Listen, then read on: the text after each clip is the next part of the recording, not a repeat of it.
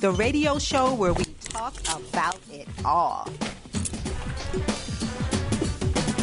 Hey, welcome to Shop Talk with Cassandra Renee. With me are my co-hosts, Kevin Eaton. Good morning, Baltimore. Angelo Superstar Barbara Richardson. Good morning. We have Dr. Lisa. Good morning, everybody. Hey, how's everybody doing this morning? Wonderful. Good morning. Yeah? Great. Yes. Good. So, Great. Kevin, how was your weekend? Lovely. Oh, again, huh? Yeah, Lovely. yeah. I got sand between my toes, cuzzo. All right. I had sandy bottoms.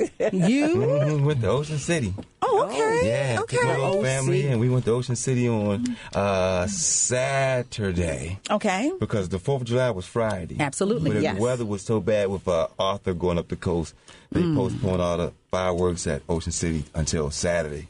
So we drove down there early in the morning and got us a nice little spot on the beach and kicked it on the beach and did the boardwalk and looked at the fireworks and came on home. That's nice. Oh, so you spent the day there. It was a The day whole trip. day. Oh, wow. That's wonderful. Yeah. What about you, Angelo? I just worked and relaxed. You worked and relaxed. relaxed. Nice balance there, huh?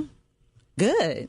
What about you, Dr. Lisa? I did a domestic violence awareness and training for a large convention down at the Marriott Harbor. Mm-hmm. It's a really nice, really, really good seminar. Oh, good, good.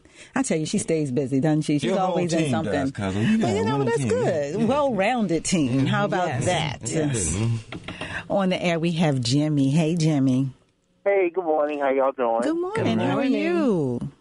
I'm good. I'm good. Did you have a good weekend? Yeah, it's a pretty good weekend. Of course, I do my normal thing. I spent the weekend in the pool. Get my exercise in. Oh, yeah, because you love the pool. Yes. Well, that's good. I tell you, my weekend, let me think. I think I worked just like you, Angelo. I think I worked the entire weekend, so it was uneventful. I got a little rest in, but at least I didn't move anybody. How about that? That's a switch. Wow, yes. You know, we are honored today to have Miss Brandi Alexander in the studio with us. And our main topic, which we're going to go into later on in the show, is she's actually with Compassion and Choices. So we're going to talk about death with dignity. So that's going to be our main topic. But we're going to start off like we always start off with talking about what we talked about last week. And the question was, in an affair, you know, should the parents, if the affair becomes public, like if it's a small town and everybody knows, or if it's a public official involved or something like that, if an affair becomes public, should you tell your children? And Angelo, I'm going to start with you. Right. What do you think? Well, because I don't have children and I don't ever want to be married, I probably would never have an affair. But I would think that the children should go to the parent who is most suitable to take care of the child. Okay, so do you think the parents in a public affair, do you think the parents should tell the child or the children of the affair? Definitely. They probably already know. Oh, you think they should share it? Well, if it's public knowledge already, especially with celebrities and, you know, the gossip blogs, you know, and other kids around school may tell their kid, you know, their kid, I heard your mom did such and such, or I heard your dad did such and such. So if it's public knowledge, I think they should sit them down and tell them the real story. Okay, you think they should sit down together as a couple and talk to them. Right. Okay, Dr. Lisa, what do you think? Well, I think that's like an afterthought because the affair was done selfishly without thought of the family, and now you're trying to repair. And so even if that goes down, I think the two parents should sit down and age appropriately talk to the children so that they wouldn't even be further victimized in the public by their peers and society. So, yes. Okay. Yeah, Kevin. I absolutely agree. I think that in a situation like that, I mean, I think we really owe it to our kids to explain to them, you know, exactly what happened, you know, because when you hear it from your parents, it's a whole lot different than when you're hearing it on the schoolyard, you know, and you can also deal with it a whole lot better, I would imagine.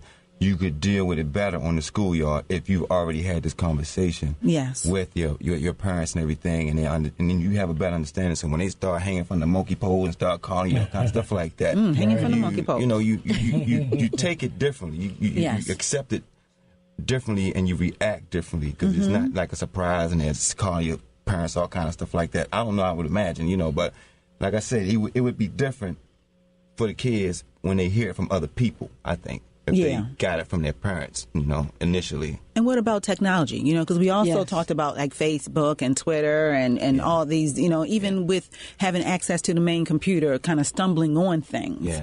Yeah. So that's something else to consider that I think a lot of parents don't think about is, the child could stumble on it, on his own.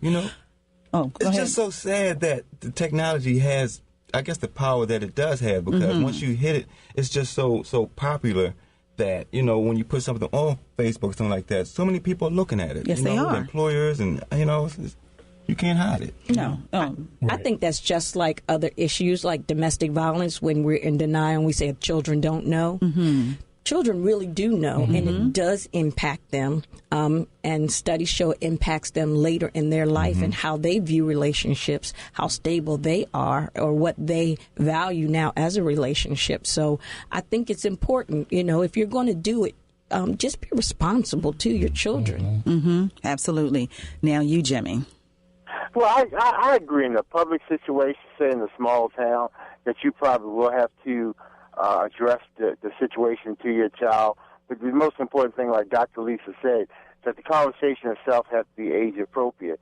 The other thing that's going to need to be addressed is to tell your child how to address the people who are coming to them with this information. So that's the other thing that's important, because it's not like it's going to stop. So the child is going to have to, for the most part, answer to what's going on with their parents. Yeah. That's a very good point. Yes. It's so funny because you and I got into a debate last week, Jimmy. Yeah. It's like debate about it. It's so funny because when we disagree on air, then we carry it over into the evening. We have another conversation. Then the next morning we have another conversation. So it's just so interesting to hear your turn here, Jimmy. But see, the one thing I didn't understand before, I was just talking more so in a general situation. Let's say in a big city where you just so happened that this person who had an affair. Right. But when it comes down to a small town where everybody is going to know about it, I think that's a different situation. Yeah, or public, a public, a person who is out there in the public eye. But I did, I kept saying it over and over, Jimmy, but you weren't listening to me. But that's okay. I forgive you. I love you and I forgive you. If you say so. If I say so, baby, I got the recording that says so, okay? But yeah, I think a lot of times, people, they enter into relationships just thinking about themselves. They don't think about what they're taking from the family. And I think a lot of times when people start these relationships, they think that they're just going to be short term. It's just something that they just want to do. It's not going to last very long and I can move on. But not thinking that sometimes feelings get involved. Sometimes you like, I think I kind of like this person and I want to keep coming back. And that's when the problem starts. And that's when you start with patterns. So not only is your spouse aware of your patterns, but the children, they are aware as well. They may not always tell you, but they are aware of them. There are consequences to our actions. Absolutely. Absolutely. But people don't think about that. We always think that we're getting away with something, we're fooling people, but really the only person you're fooling is yourself. Sure. Yes. Okay? All right. So, on with the main topic today. We are very excited to have Miss Brandi Alexander with us. She is with Compassion and Choices, which is Death with Dignity, which is a nonprofit organization. And so she's going to talk to us more about the organization in a broader sense, and then we're going to look at it from an African-American perspective, which is very important. So, welcome to the show, Miss Brandi. Thank you so much. Thank you so much for coming in. What is Compassion with Choices? Okay, Compassion and Choices is the nation's oldest and largest nonprofit that focuses on end-of-life care. So we do everything from advanced care planning, which is helping people with their advanced directives, to trying to pass laws to increase end-of-life choices. So where did this organization originate?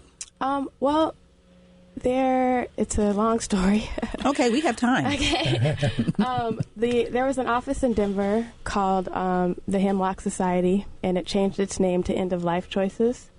And then they merged with an organization out of Oregon called Compassion and Dying.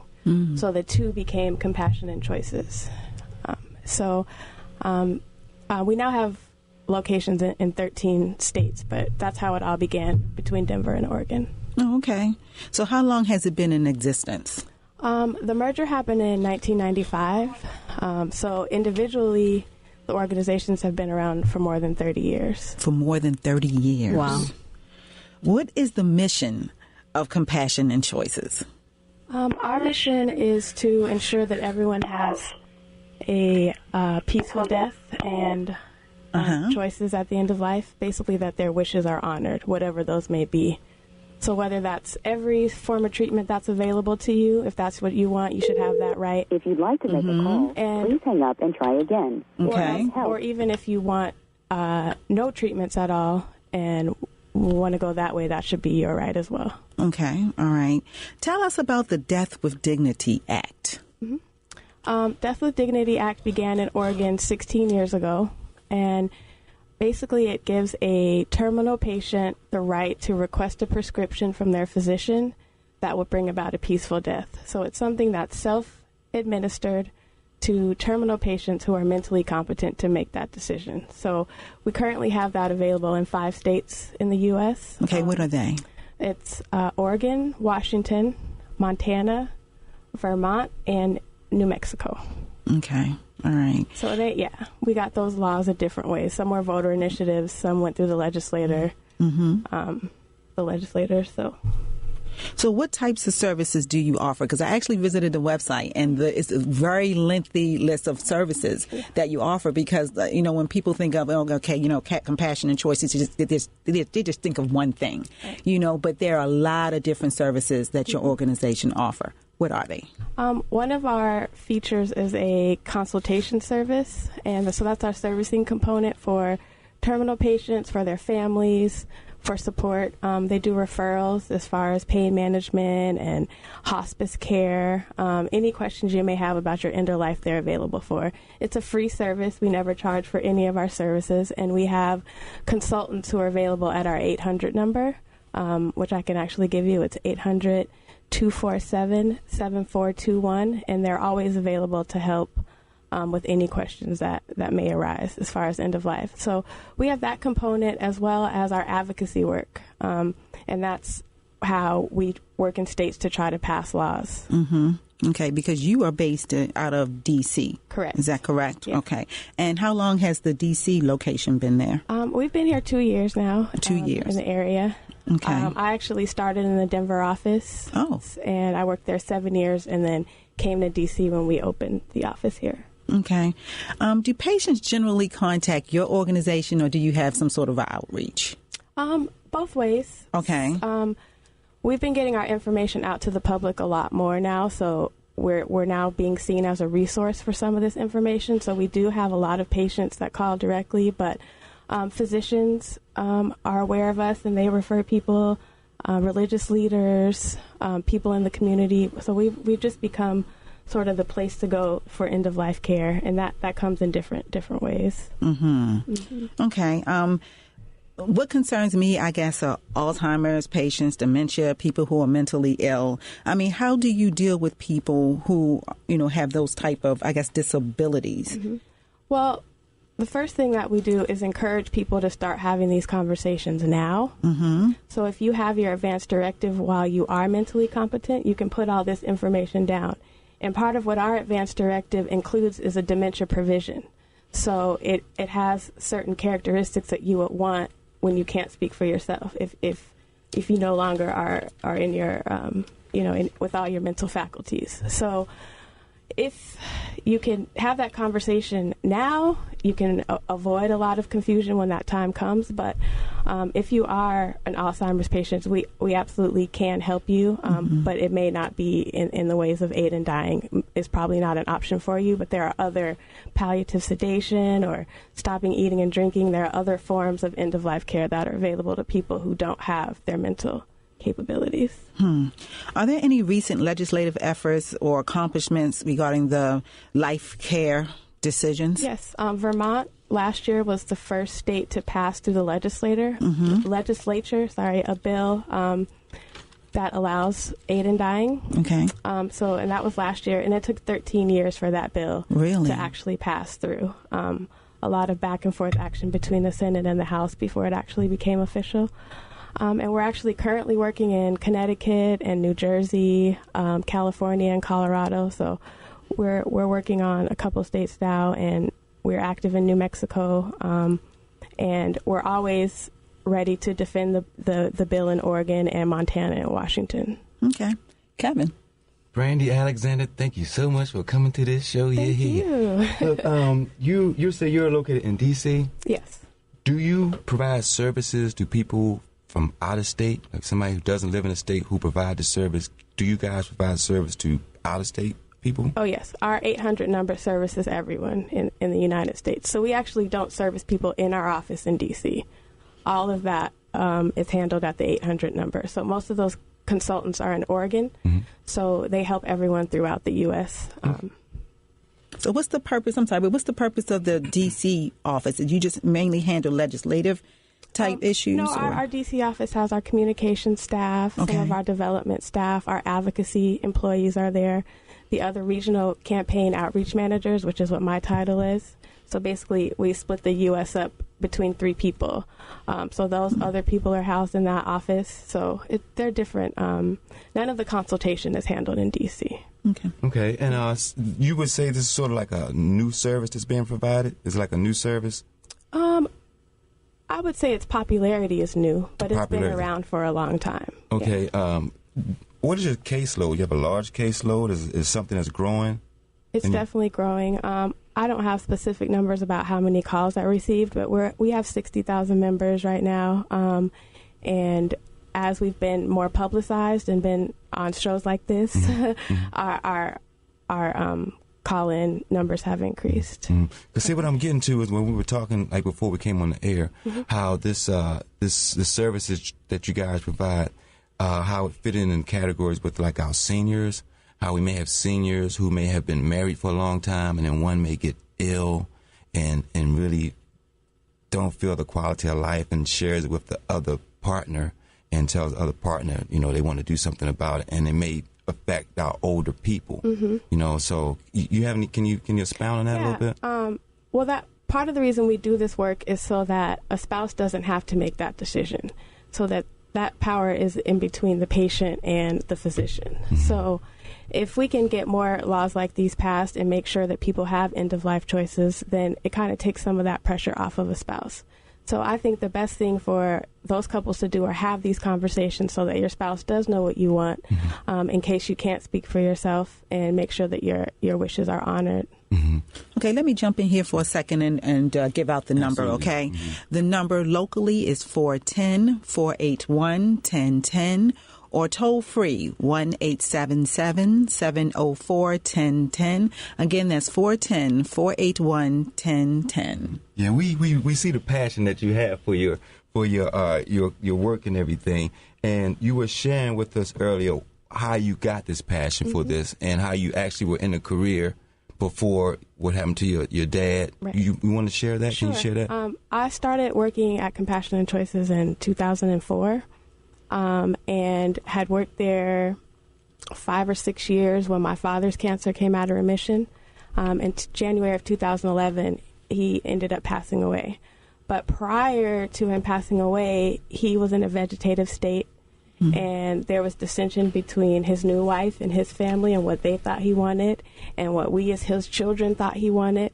And we ended up fighting each other and having so much dissension that we couldn't even focus on his end-of-life care. And he ended up suffering in the end. So that's when it became clear to me that as a community, I work here. I'm in a unique situation where I know a lot about this, and I could have helped him navigate some of his choices, but I hadn't talked to him about it. So that's when it became important to me for our community to have these conversations with our loved ones, with our physicians, with our ministers, because we rely a lot on our religious leaders, and they're usually the first people who get called when a terminal illness is found in a body. So I just think we need to start having these conversations so we stop dying in hospitals, so that our families stop fighting and we can focus actually on the patient. Yeah, that's the point I want to get to, because like we were saying, we're pretty sure that you are not the only one who's walked in those shoes, that others have been to the same point where you've been, where the families have come to the end of their life and everything, and then they have to talk about what's going to happen when you can communicate before these things happen and straighten everything out pretty much. And that's a service that you provide. Right. Mm-hmm. So we have those advanced directives. They're state-specific forms. So you can go to our website and click on your state and download those forms, as well as the addendum that we have, which are the dementia clause. We have a values worksheet where they have different categories that you can say what's most important to you, like your religious beliefs or being a burden or pain, and you can rank those depending on what it means to you. So it helps guide that for you when you can't speak for yourself. Okay. And I noticed at the beginning of the show, it said that this our broadcast has been pre-recorded.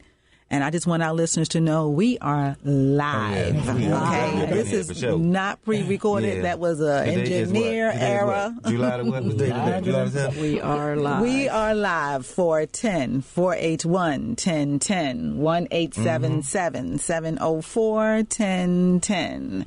And before we go to Dr. Lisa, I'm going to take this call from Brother Carlos. Hi, Brother Carlos. You're live on the air. Good morning. Good morning. Good morning. A very interesting topic. I do have one comment and just one quick question. It seems to me that one of the pioneers for this particular philosophy was Dr. Jack Kevorkian. And I don't know whether you all recall that doctor up in Michigan, but he faced some severe consequences for that. My question would be that would this particular decision that you help the patient, would that run into conflict with state laws outside of those states who have already approved this measure? Would some of those outside states consider this to be either criminal or aiding and abetting a person's death or what have you?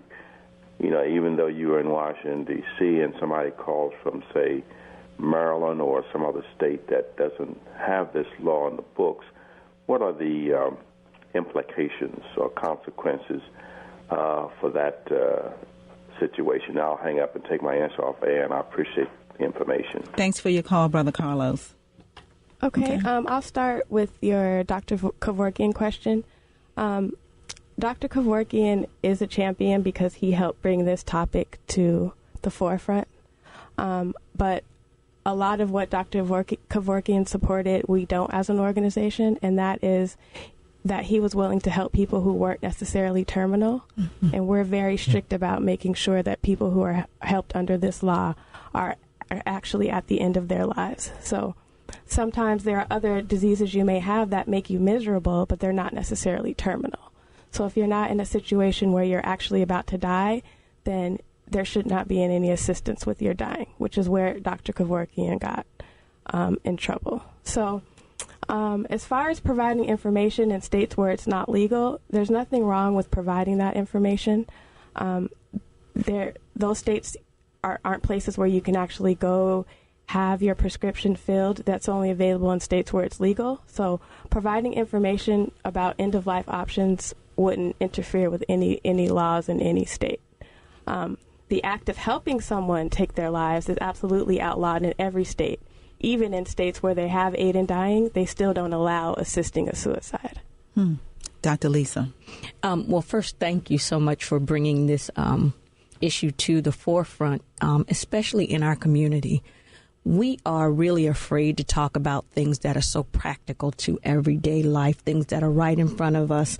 And it's practical to talk about the end if we have that situation where we can, as a family, come together and it be made known in living wills what your right is, what you would like to do, what you would like to see do, and not let it be a traumatic event for families. My question is the hospice care. Is that a part of the compassion and choices that you have, and does the hospice carry out that if indeed that's what you want? We absolutely refer people to hospice, and we encourage people to get involved with hospice as soon as they learn they're terminal. A lot of times we think of hospice as being the place where you go to die, and it's not. It's where you go when you find out you're terminal. They can make your end much more peaceful And we find that people who access hospice earlier end up actually living longer. So we definitely support hospice, and African Americans, 8% of us use hospice care, as opposed to 83% of other communities. Oh, really? That use it. And I think it's just an education issue that we feel like that's where you go to give up, and it's not necessarily the case. There is what I wanted to ask you is that there are in our community where people would rather the doctor suggests to let them go home and then and enjoy the rest of their life amongst family members. Mm-hmm. Is there a fine line when you have requested to end your own life in this process at being home with family members?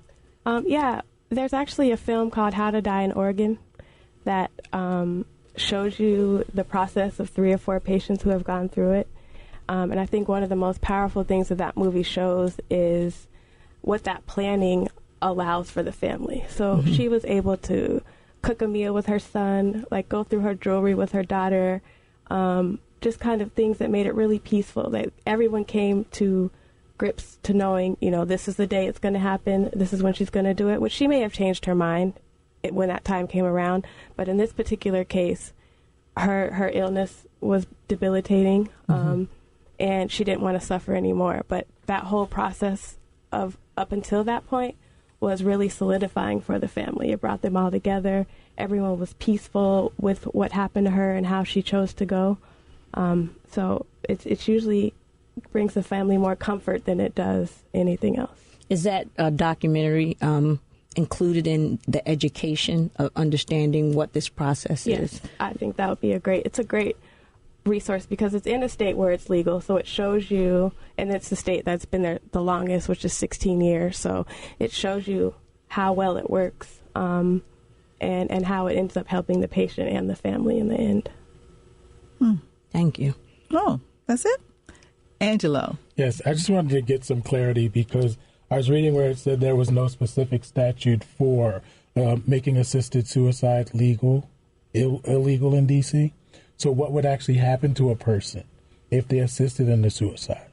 Well, I'll want to clarify that this is not assisted suicide. Mm-hmm. So these people who choose aid in dying are already dying. So right. They're choosing one death over another. Where people who commit suicide are choosing death over life. They have the option to live still, and they choose to take that away. Right. Where, so in states like Oregon that have this aid in dying law, they still have an assisted suicide statute that prohibits it. Right. So the act of doing this to yourself is not considered assisted suicide and wouldn't fall under that, if that makes sense. Yeah, it makes sense. But if you in D.C., mm-hmm. what would happen to a person here? Well, it wouldn't be an option for someone in D.C. because there's no physician that would be able to prescribe it because it's not legal. It's not legal here. Okay. Mm-hmm. Yeah. Yeah, because it said it wasn't a statute that made it illegal, so it seemed to me that somebody could do it if they wanted to. Okay, because there's no statute to say that it is illegal. Right. So I guess it's in a gray area. Right. That's what you're wondering? Yeah. I tell you, when it comes to laws, I don't know. We need an attorney in here. That's what we need. But that was one thing. I can't do gray. That's one thing that really fascinated me when we were outside before we came in here. Mm-hmm. And if we could, touch on it a little more, is terminologies, because we were talking about assisted suicide. Right. But then you said something that made a whole lot of sense, where you talked about suicide is one taking one's own life. Right. Mm-hmm. So if you assist somebody in a suicide, I think you'd do better if you explain. It's a felony in Maryland. Yeah, I think what we're talking about. We're talking about the terminology. Can you expound them? Well, so that's kind of what I was explaining to you earlier, that assisting a suicide is, for example, handing someone a gun, and it's usually a depressed person, and they take their lives. So that person assisted in a suicide. Right. Whereas a physician giving someone a prescription to end their own lives when they're already dying is not suicide. That's the point. Right. One is taking a life inherently different. Right. Mm-hmm. One is taking a life that they know that they have a life they know they're going to be living, but the other one is not really taking a life because the person is terminally. They're already dying. Right. Death is inevitable. So But what if there's a physician? I mean, oftentimes I'm hearing that physicians are wrong. They give this life sentence 6 months to a year, and people have lived well beyond those years. I mean, I think that has to be brought into the dialogue, too. And that's why it being self-administered is so important, because once it's in your hands, it's for you to decide. So for that 2 years that you're still living, if you're not feeling like you're at your end, you don't have to do that. It's when you decide that you can't handle whatever this is anymore. So even if your prognosis ends up being longer, most people have comfort knowing that when that time does come, they will have a way to end their suffering. Okay. So it's not used so much. You don't have to take it. You have to give it and say, take it right now. This is your prescription. Take it.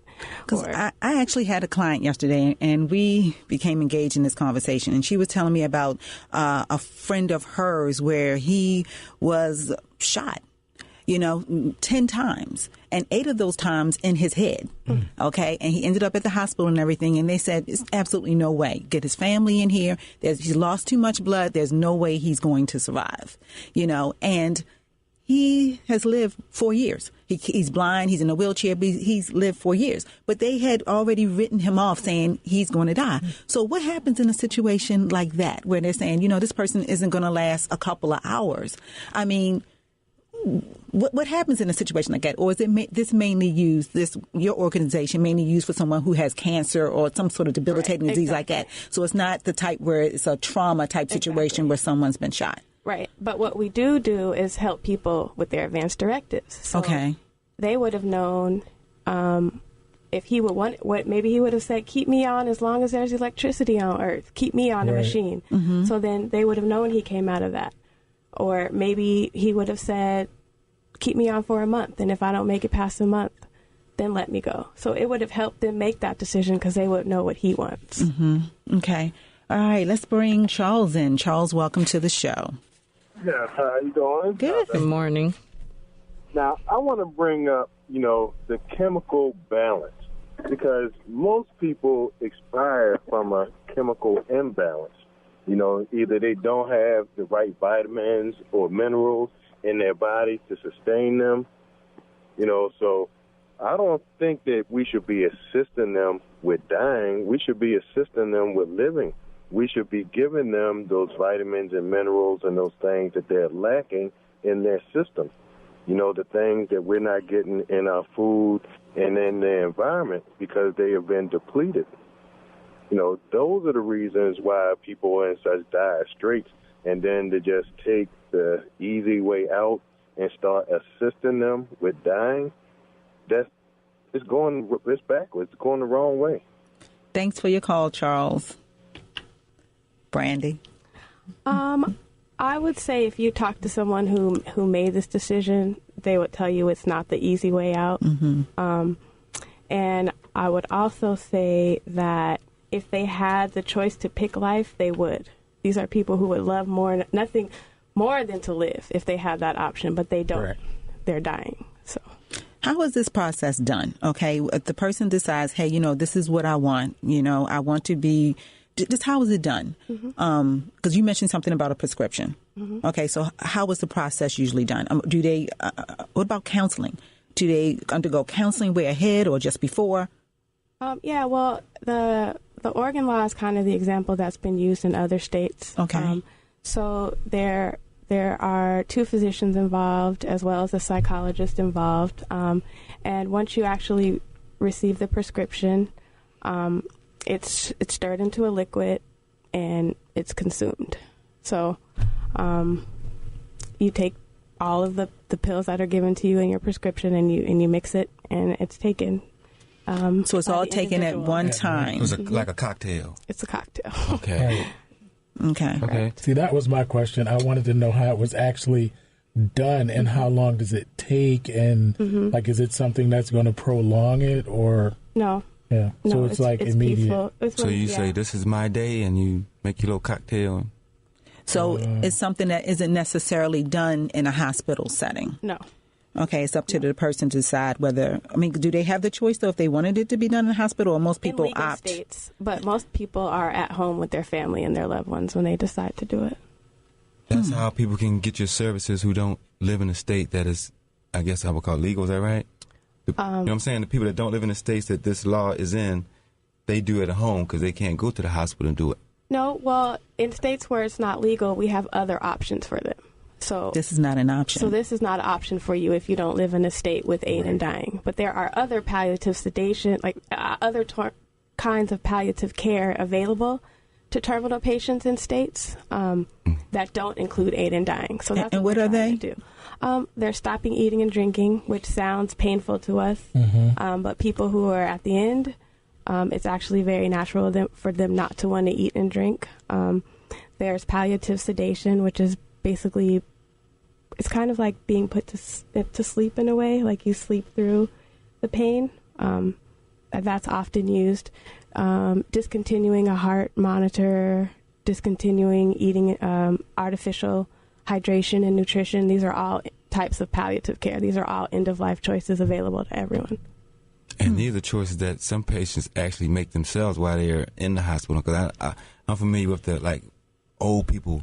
And they say, well, he's just stopped eating and drinking. True. And that's a decision that the patient actually makes. So I guess they've been there. A lot of men, too. I mean, a lot of men, correct me if I'm wrong, but a lot of women say that men can't take the pain and stuff like that. But that is a decision that I think a lot of men make when we get to that point when we get old and we stop eating and we stop drinking and stuff like that. And we just pass off like that. A lot of times men are so used to being powerful and autonomous. Right, there you go. They don't want to end up where they can't do for themselves and don't have that power anymore. So a lot of times they do make that choice. So without the legal, and I'm sorry, but without the legal paper in place, you just can't stop eating and drinking. You can.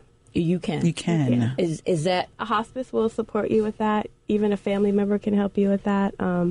But yeah, you don't have to have that in writing.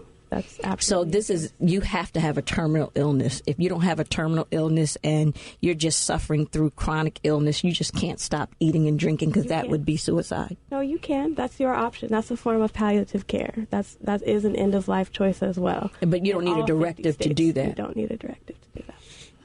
410-481-1010 or 1-877-704-1010. This is a very interesting conversation with Miss Brandi Alexander. Thank you so much again for coming in. So we're going to take some calls, okay? Hi. I'm sorry I cannot pronounce your name, but welcome to the show. Line 1. Hello? Anitra? Okay. Anitra there? Don't know what happened. If that's you and you can hear us, give us a call back. On line 2, we have Pam. Welcome to the show. Yes, good morning, beautiful people. How are you doing? Good morning, Miss Pam. I just want to applaud everyone that came up with this topic, the guest for today, because I have a heart for this topic. I have spent 13 years in the medical field, but then also with my I guess it's my own, company that I run, and I see this so often. But one of the departments that I worked in the hospital is pathology/the morgue. I personally have witnessed the ex-wife, the girlfriend, and everyone are fighting over the body. And honestly, we as a Black community, we never prepare for the unexpected. We just don't want to hear about it. That's why a lot of us, we wait to raise money for funerals. Yes. But I'll be honest, hospice is definitely a good place because I had to get my hours years ago at a hospice. And honestly, people tend to say, oh, okay, so that's the place where you go to die. Honestly, it's not. I mean, you can definitely look at it like that, but I guess instead of someone being in a house and not, I guess, like, not eating or drinking, but then hospice actually has helped out a lot of patients, which I personally have seen, and I personally have witnessed. And it still boiled down to having a living will. Yes. Having a living will, I personally have seen people fight in the hospital because of the now girlfriend for 4 years versus the wife that is now, I guess, like separated for 5 years. And even though he may have said one thing to the wife those years ago, and now those, I guess, like those decisions have changed to, his girlfriend. But guess what? The rights and legally, the wife still have rights over his body, and it can be something completely from what he wants in his last days. And so I just honestly encourage everyone to have a living will and insurance, because it's definitely worth it. And I just want to say thank you. I'm definitely enjoying the show. I love it. I love you, big cousin, beautiful one. Thank you. But Pam, while you're on the phone, though, what do you think of Death with Dignity, though, the Compassion and Choices organization, what they do for people? I definitely have mixed emotions about it. Okay. But overall, they are definitely positive to me. Okay. Yeah, I'll be honest. I have mixed emotions about it, but overall, they are positive. And honestly, something has to be put in place. Yes. Something has to be put in place, because the doctors may not know, your relatives may not know. So that is definitely vital for the whole community, black, white, any culture. Yes. Absolutely. Thank you, Pam. All right. Thank you. Enjoy your day. Thank you. Bye-bye. I have a question for you. How did this law pass in those states that it passed in? Was it something that the people got together and kind of forced the government, or was it something that the government just set up? You know what I'm saying? Where did it come from? How did it actually happen? Washington and Oregon passed through voter initiatives. Vermont is the first state that had the legislature have it go through the House and the Senate and pass as a law that way. So there are different tactics depending on your state, because every state passes a law differently. Okay. So the first state that grabbed it, was it voter initiative? It was. So it actually started from the people's movement. Correct. And then it caught on as a people's movement, and then the government legislatures started taking hold of it. Okay. And speaking of which, Anthony Brown supported Death with Dignity. So since he's won the Democratic nomination, it may be something that Maryland may be looking at very soon. What do you think, Brandi? I think Maryland would be a great state to have it. It's made decisions on other issues that would make it prime for end of life choices as well. And actually, Heather Mizura, who was another candidate, she actually had this as a part of her platform, saying she did. If she was elected, that this would be something she would support and push for. What are the arguments against compassion choices? What do you see are the proponents against the legislation? It's usually like Catholic associations, and I would say like people, certain religions, because they argue that God should be the only one to take life or death. So there's that argument from the religious community, and that's usually the biggest set of people that don't agree. I think some of the wording, for instance, in an article it called self-deliverance, and so the way they word it brings up argument, and I guess that's why it takes so long to get past legislation, because of the wording and protecting right to self-deliver, which is some of the words that the religious sector used. Choices, that's another word that alerts a lot of people. It took 13 years, you said, for which state to Vermont. Why do you think it took so long? Well, I think a lot of it has to do with education, like as it continued to be successful in Oregon, and the data that was produced from there, it started dispelling some of the things that people were worried about. They stopped being an issue because the data was showing that the things people were worried about weren't happening, and that's coercion or disability, disabled community being forced to do it. And there's never been any case of abuse over the past 16 years. So I think as that continued to be successful, other people were able to use that and see. And polling, we were doing polling throughout the U.S., and 70% of the people wanted this right. So that's what our legislators are supposed to do, is pass laws that the people want. So I think this is not a church and state issue. No. For you? For me, it's not. Yeah, because based on some of the research I've done, people are concerned about abuse. They're concerned about unscrupulous doctors. They're concerned about the disadvantaged people, poor people, I guess, falling for this, for lack of better terminology. So they're just very concerned that this medication that ends life is cheaper than health care. So just polling people, those are the concerns that I've gotten in terms of the cons for this. So how do you respond to that? Well, over the past, more than 15 years in Oregon, only 700 people have actually even taken the prescription. So it's such a small amount of people who actually take it that far. I think that helped dispel some of those issues. There's never been one case of abuse of this law over the time that it's been legal, and Washington's had it for 6 years, and they're finding the same trend. So I just think the longer it stays into place and people can see that these things aren't happening, people aren't rushing to Oregon to die. It's very small numbers that actually take advantage of it. Yeah, that's sort of pinpointed on something that we had talked about earlier.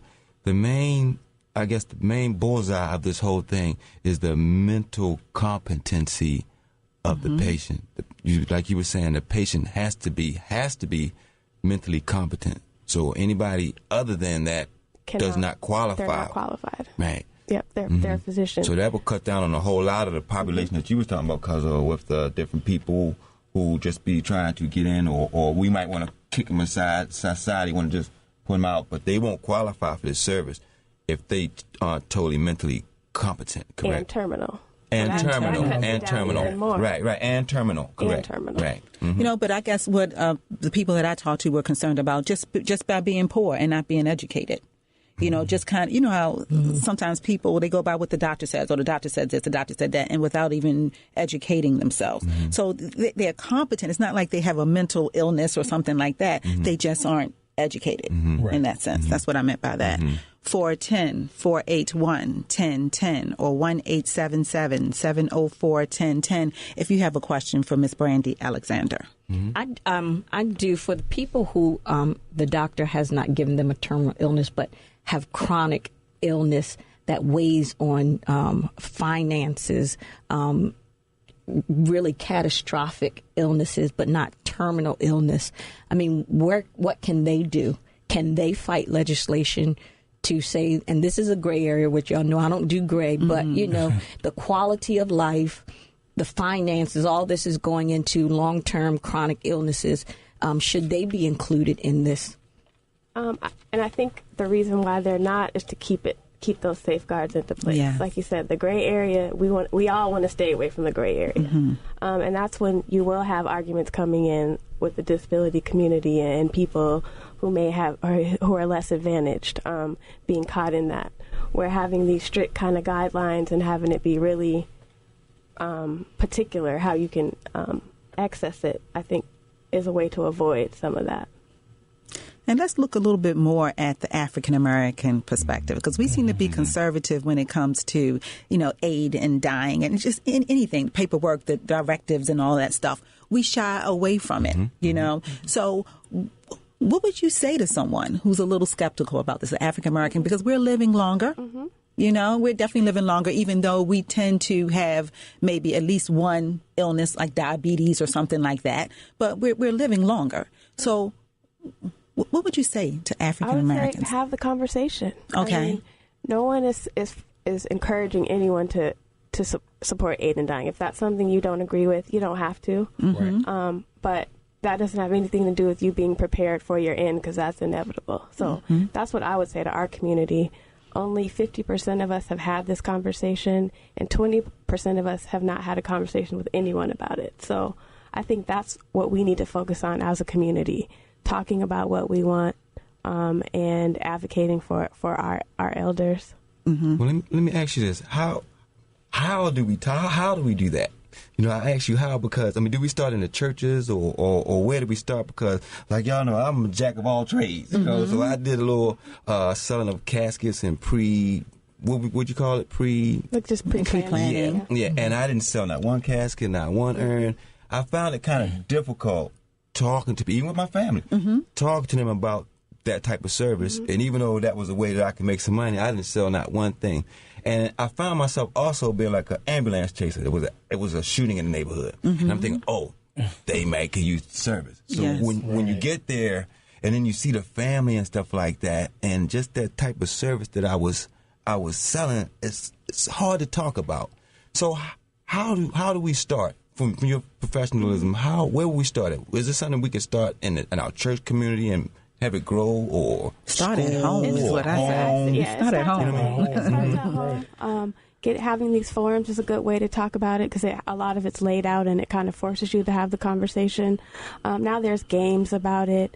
I've been trying to develop like a family reunion packet, because that's once a year where all the families together, from the youngest to the oldest, and just having the conversation.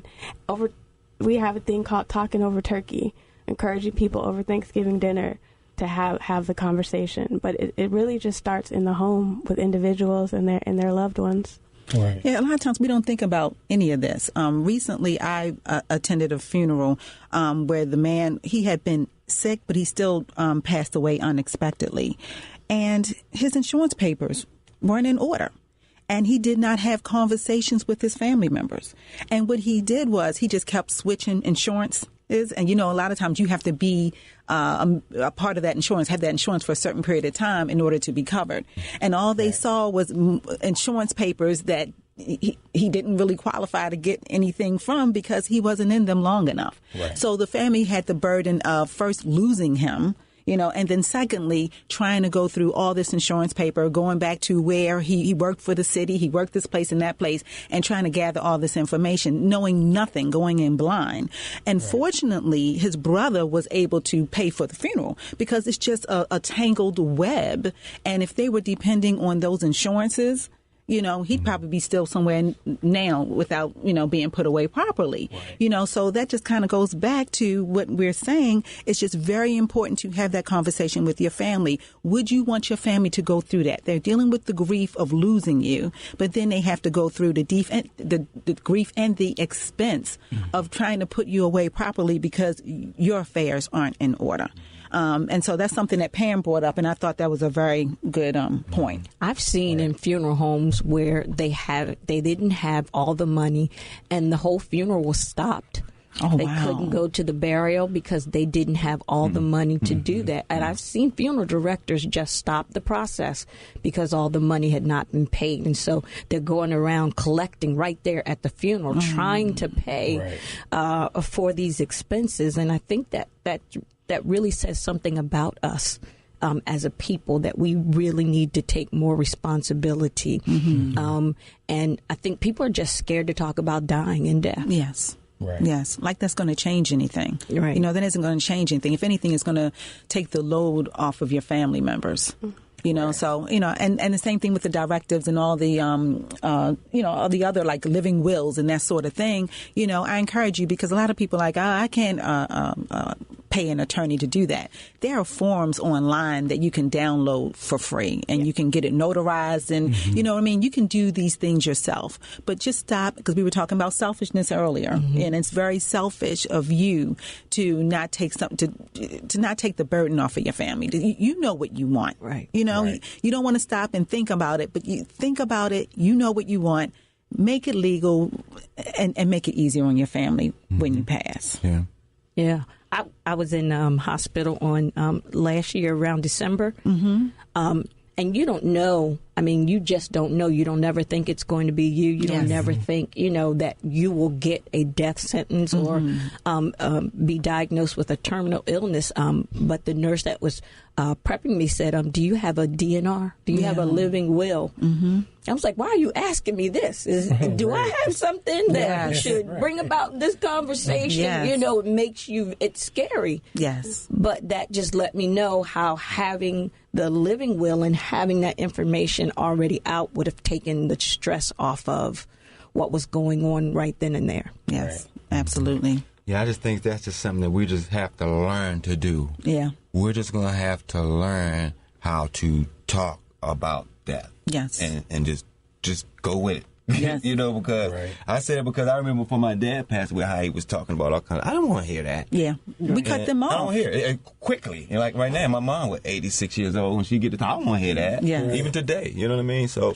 I guess that's like something we'll just have to learn how to talk about that so we can get this conclusion and move on. Yeah. I know it's something I have to learn personally.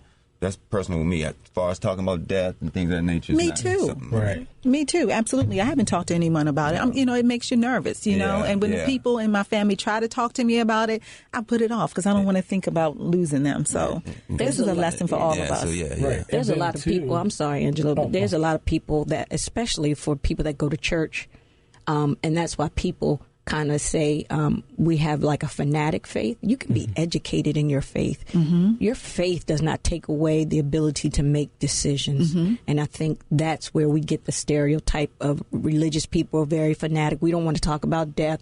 We don't want to talk about hard subjects that we face every day. But you can be educated in your faith. Mm-hmm.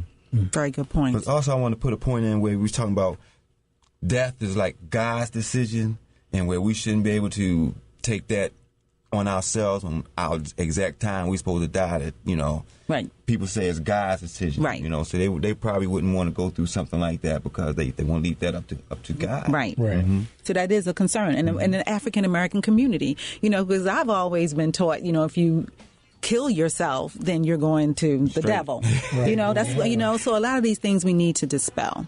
Mm-hmm. Okay, Brandi Alexander, how can our audience get in contact with you at Compassion and Choices? Our website is www.compassionandchoices.org and our 800 number 800-247-7421. Okay. On that note, this is the end of another show. I am your host, Cassandra Renee. I'm thanking you for tuning in today. And until next Monday at 10 a.m., bye-bye. Shop Talk with Cassandra Renee, the radio show where we talk about it all. Beauty, sports, current events, health, travel, music, and so much more. You can reach us at info@talkwithcassandra.com or